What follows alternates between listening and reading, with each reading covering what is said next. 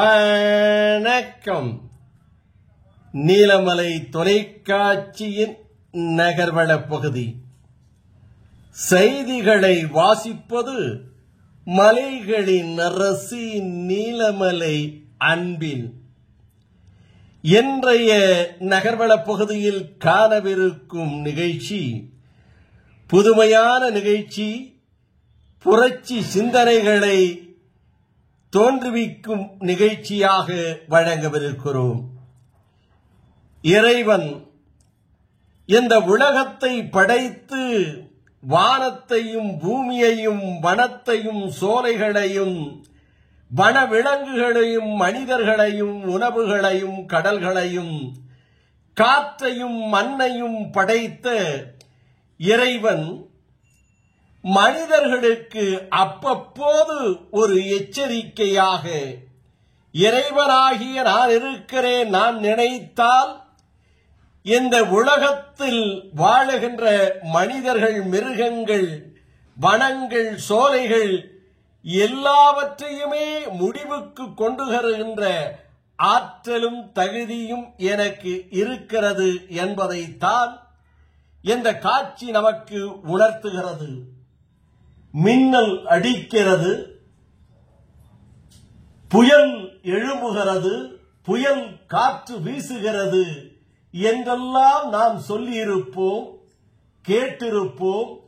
ஆனால் அந்த மின்னல் எப்படி தாக்குகிறது, அந்த மின்னலால் விளையக்கூடிய விளைவுகள் என்ன ஆபத்தை, எச்சரிக்கையை, அச்சுறுத்தலை தருகிறது என்பதை இந்த புகைப்பட கலைஞர் எனது அருமை நண்பர் சிறப்பாக இதை படம் பிடித்திருக்கிறார்.